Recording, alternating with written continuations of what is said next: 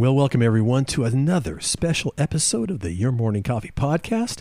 Today's episode is a conversation with Qobuz Managing Director Dan Makta. A few weeks ago, there was a Wired magazine article titled "Qobuz is the anti-Spotify music streamer you've been waiting for." It revealed that some new subscribers came to the platform for political reasons, not audiophile reasons. Well, whatever the reason, and I happen to be in the audiophile camp, there are many reasons and many things to like about Qobuz. So now, without further ado, here is our conversation with Dan Makta.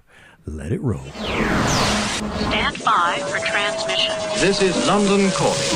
Wake up! The revolution is at hand! Your morning coffee is on the air. On the air. On the air. On the air.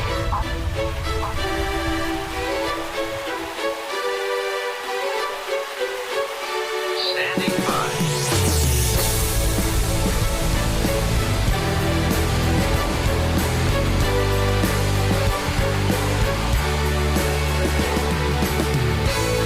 Your morning coffee, the weekly music news for the new music business. It's the highly curated, agitated, advocated, moderated, and liberated digital music information that you need to know. We are your digital music authority. And now from our studios in Hollywood, California, here's your hosts, Jay Gilbert and Mike Etchart.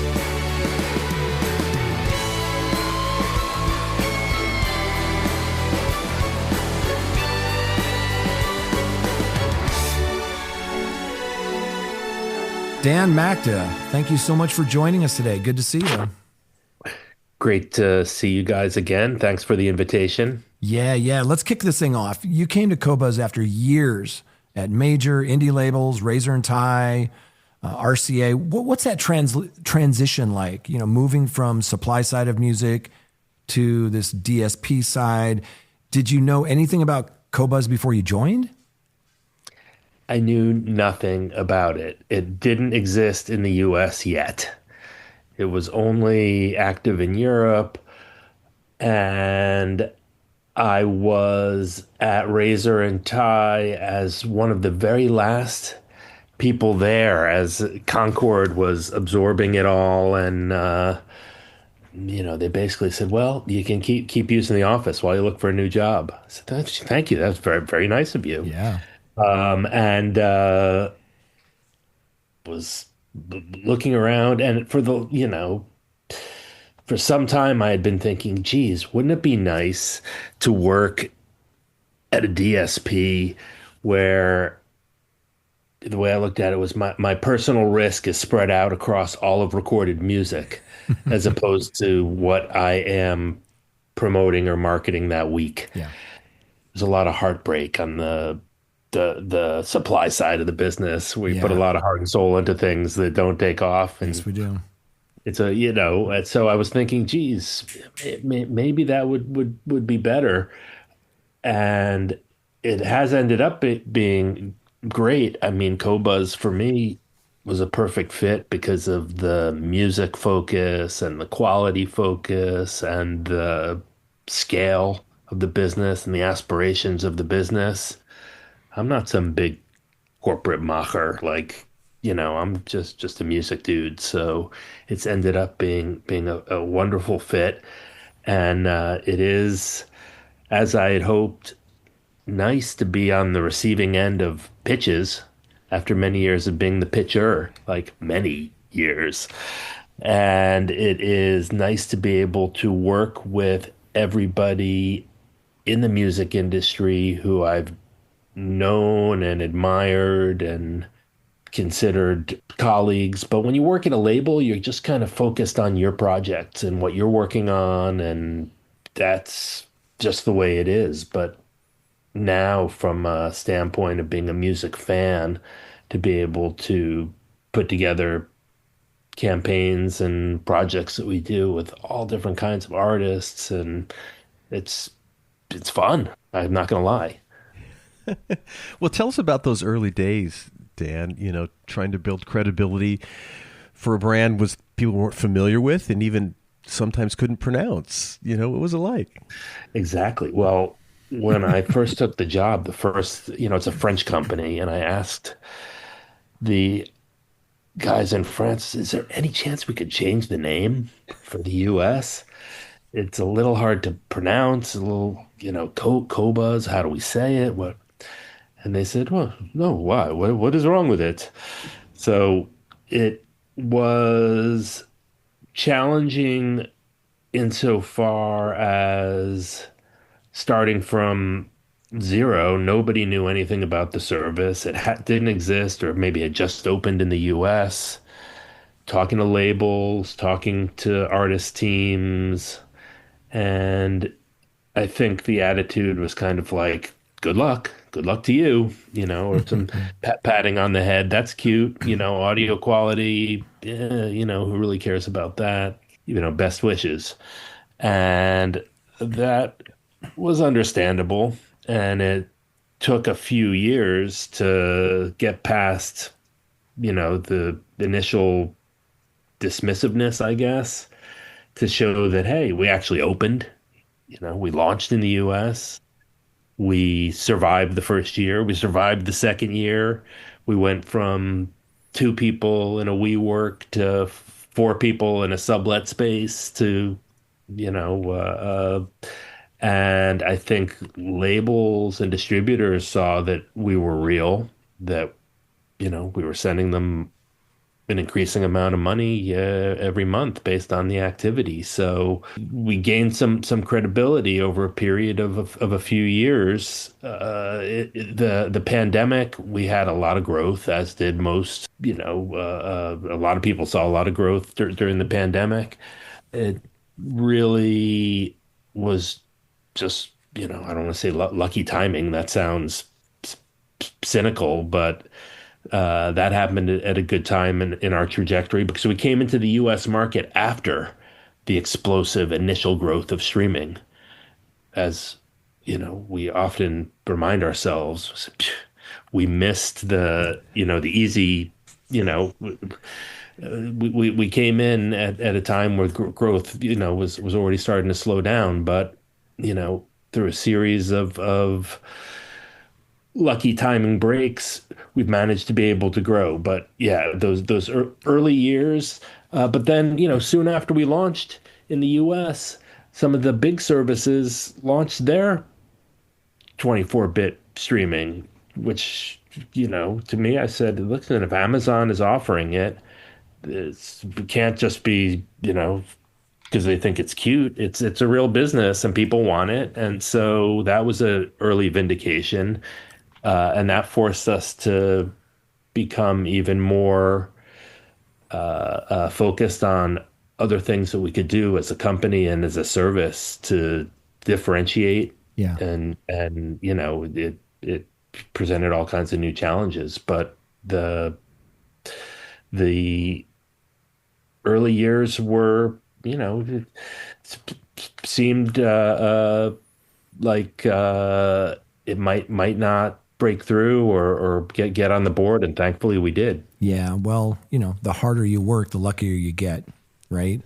And Exactly. and this last year was a really great year for you guys. You went from 500,000 to 1.2 million subscribers, if my numbers are right. But I wanted to ask you about that day that the ICE recruitment story broke. I read that was your biggest day ever in the U.S. Those users came to Qobuz sort of for other reasons, not audiophile reasons. And, a few weeks ago, there was a great story in Wired magazine. The headline was, "Qobuz is the anti-Spotify music streamer you've been waiting for." Talk about the evolution of that Qobuz narrative. Well, there was a truly viral moment or period that happened that we couldn't have planned for. And the fact of the matter is, we were quietly trucking along, like we discussed, growing credibility, building our audience, improving the service, and growing faster and faster, but at kind of a predictable rate, faster than the market, but not crazy. And the thing that we would see is every time an independent artist would announce that they were taking their music off Spotify, we'd get a little bit of a burst. Um, and it was like, okay, the biggest had been a few years back when Neil Young took his music off Spotify. It's like, well, yeah, that's nice, but there's only one Neil Young. That's not a marketing strategy for us. But this thing with the ICE ads on Spotify, it became a huge viral phenomenon of which we were just a small part. It was conscious consumers and people saying, enough's enough. We don't support this. And these, I guess, influencers, some of them who are not really even music people, found Qobuz. Why? Because we were just doing this music only thing. We're independently owned. We put out information about our average per stream royalty rate, which is above, way above the industry norms. And so we did a bunch of things right previous to this day when this crazy news broke. People were up in arms. And on that day, we had a huge light shined on what we were doing as if from above or wherever it came from. But these numbers it was crazy. And I woke up the next morning and sent our CTO a frantic message. I said, there's massive fraud. I don't know what's going on. This can't be real. There's some kind of fraud going on. They're, stealing accounts to use for who knows.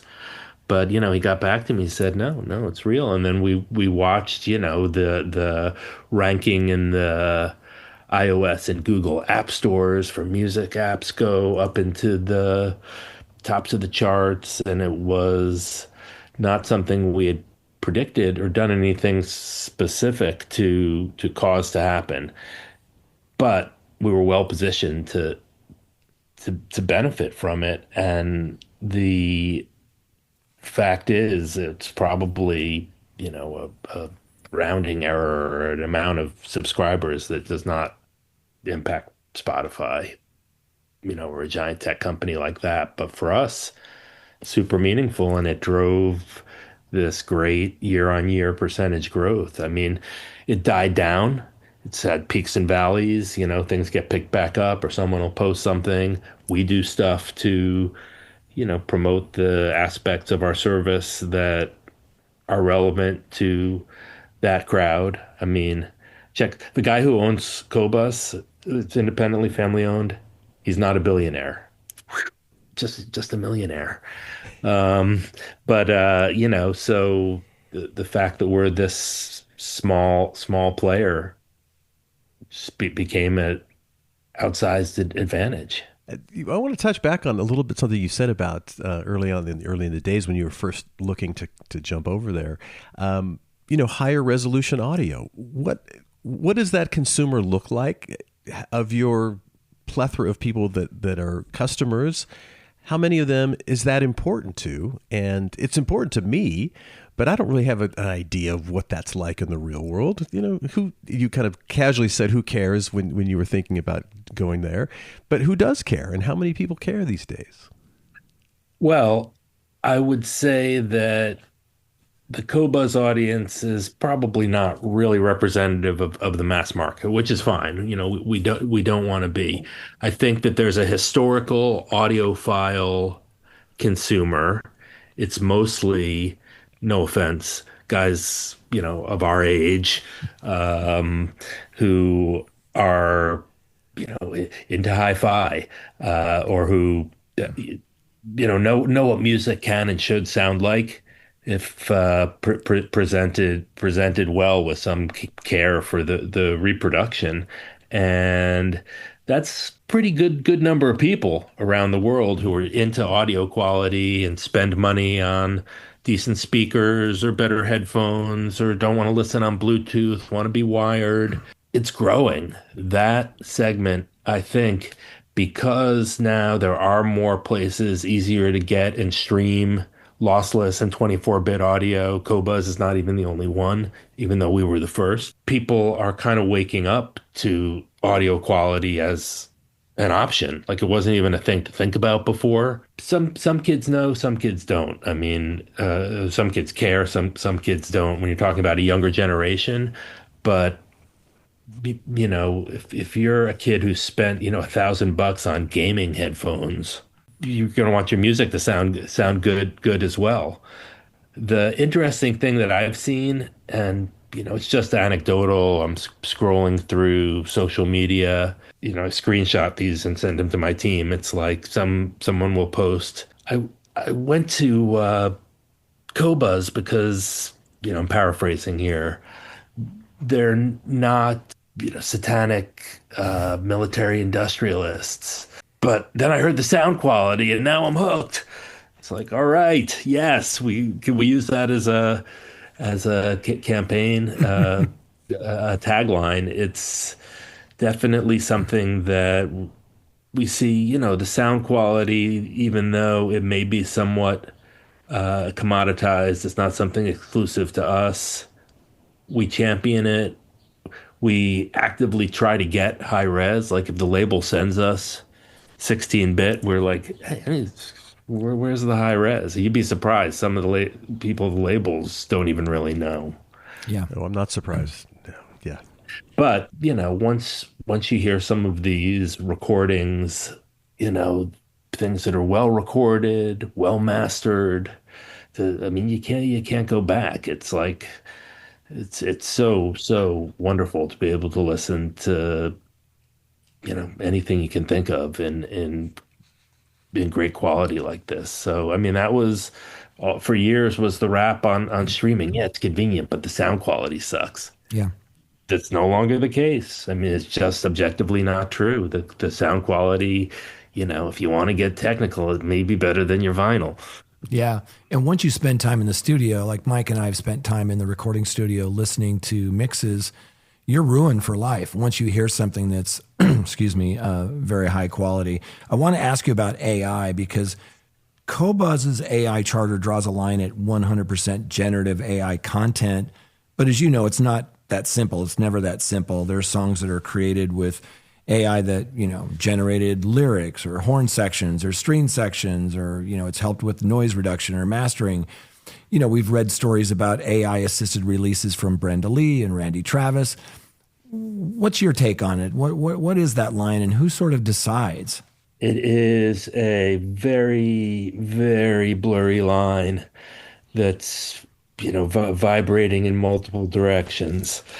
Our AI charter has got some text in there that basically says, and we reserve the right to change or adapt this as things demand. I personally am not into, wouldn't want to listen to, if I knew that I was listening to it, is music where someone typed a prompt in, and said, give me something that sounds like music. They gave it to me, that's not for me. In terms of Qobuz's policies around this, we want to champion human creation. And the line is drawn at that idea of something 100% generative AI. Our team built its own system for detection and analysis, is currently working on analyzing the back catalog back to a certain point at which this stuff started popping up a few years back. And it feels pretty confident that it does as good a job as any of the other solutions that are out there. And we're going to be tagging, at least as an initial step, in our apps at the release level, that, our system showing that it contains substantial quantity of purely generative AI. And that's the first step. And then if we see fraudulent streaming activity on material that's been tagged like that, you're out of there. Red card. The fraud is bad enough. The fact that this AI content, I don't even call it music. Come on. is generated purely for the purpose of fraud is just a bummer, and it's an unintended negative consequence of the business model. Even a small company like us has to deal with, and it's just a drag to have to think about that and deal with that on top of everything else, all the stuff we want to do that we can't do because we're expending resources policing all this stuff. You said that 40% of new track submissions are 100% AI generated. Is that number growing, that 40% continuing to rise? I haven't seen the latest numbers. I mean, it's just crazy. I told someone from one of the distributors that sends us a lot of this stuff that if every man, woman, child, and dog on the planet released 3 albums last year, it wouldn't be this much music. Wow. It's just not possible. That's crazy. Let's talk about music first. You guys are sort of a unicorn with no podcasts, no audiobooks, no free tier, no ads. Qobuz it's not trying to be everything. Talk about that a little bit. Well, when you're small and you have limited resources, that's the only method to find success that I can think of is focus. Double down on the things that you can that your audience wants, knowing the audience. So it's been really that simple with a small team and limited resources. The stuff that we knew we could do a good job on is the music curation, the music writing that we have, the music partnerships and working with labels and artists and stuff that is not that revolutionary, but we know it works. We know that people don't sign up for Qobuz because they like the name. They sign up for Qobuz because they want to listen to King Crimson or Olivia Rodrigo or whatever. It's about the music. It's not about us. So I think getting out of the way and just trying to be a great service for music fans has been the right move. And thankfully, the aspirations of the company, we're trying to get to 1% of the paid streaming market in the US and other, in France, where the company started, they're already bigger than that. But, in the US, if we could get to 1%, I wouldn't be talking to you guys anymore. Forget it. I'm gonna have my own show. Yeah, right. No, the aspirations are realistic, Sure. and a small company like us to try to compete with the giant, tech companies that are some of the biggest companies that have ever existed. I feel lucky that that's not our goal. We're actually just trying to be the best niche service that we can be, which suits me just fine. I think there's still lots of areas where we can get better, and getting to 1% in the next couple of years will be ambitious but achievable. Now, let's pull back and look bigger picture. Now that you've been in the music streaming industry for some time, not just Qobuz, but how the industry is structured, the whole ecosystem, what would you like to see changed? Or what do you think would really be an improvement for the industry at large? Well, I think we already touched on it, but this AI content problem needs to be solved at an industry-wide level. Until the motivations are removed for people to be doing this at industrial scale. And so, we can't solve it by ourselves. And there's efforts afoot to do that we're part of. And I don't know what the solution is, but it's a bummer because the interests are not aligned. It's a tough one that I think the industry has to figure out what's most important. And other things, I can't speak to I can speak to the industry at large, but I just know for us, the album is still king. And I wish people would, we see these marketing pitches about how many TikTok views somebody got on a track. For the mainstream, that may be the most important stuff for us, for that may be the most important stuff to know in a marketing campaign. But, we're so old school. We want to hear the album. Can we hear some Can we hear some music? Just let's get back to the music. The music is what makes all of this necessary. Yeah. I think you're right about the album. Keith Jopling has a new book out where he argues for the album, and I agree with that completely. I've been talking to Keith. I think that Qobuz is going to help bring him over to the States in the fall to do some college talk because we're speaking, the same language 100%. Yeah. Yeah. As we sort of wind down, what are a few records that you've listened to, a few albums over maybe the last year that make you feel like the music industry is probably going to be okay? I should have prepared better for this one. But I mean, I don't know about the music industry, but I know that, music itself, anyone who says there's no good music being made anymore is, just not looking very hard. There's so much good music. Mary in the Junkyard. There you go. From the UK. Incredible new album that came out last week, and it just, sounds good, and the songs are, everything about it is so right up my alley.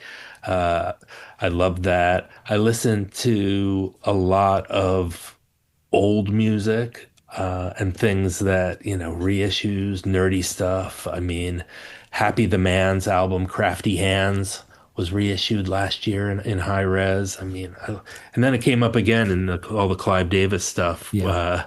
Happy the Man, Prague. I listened to that Annie and the Caldwells with Luaka Bop. Southern gospel recorded. It was a live show that was recorded in New York at Public Records. So these Brooklyn hipsters getting overtaken with the spirit. I mean, it was great to be in the room, and the recording captures it so well. I listen to that all the time when people are like, "Play me something on Qobuz." I pull that up. But there's so much good music. I can't keep up every week, even just a great problem to have. Well, I encourage people to subscribe to your newsletter to see these things that are coming out. Where can people learn more about you, Dan, and about what Qobuz is up to, and where can they find your newsletter and all that stuff? Yeah, well, it's easy to find us if you can figure out how to spell the name. It's Qobuz, Qobuz, Qobuz.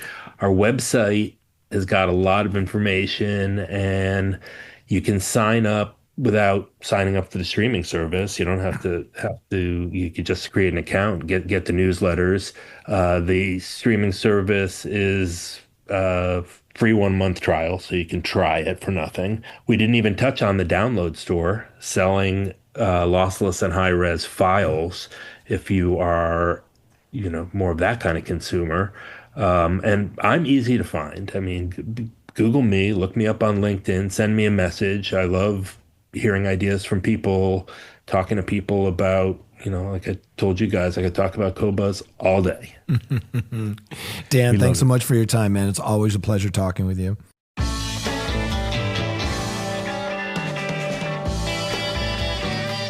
You've been listening to Your Morning Coffee, the weekly music news program for the new music business.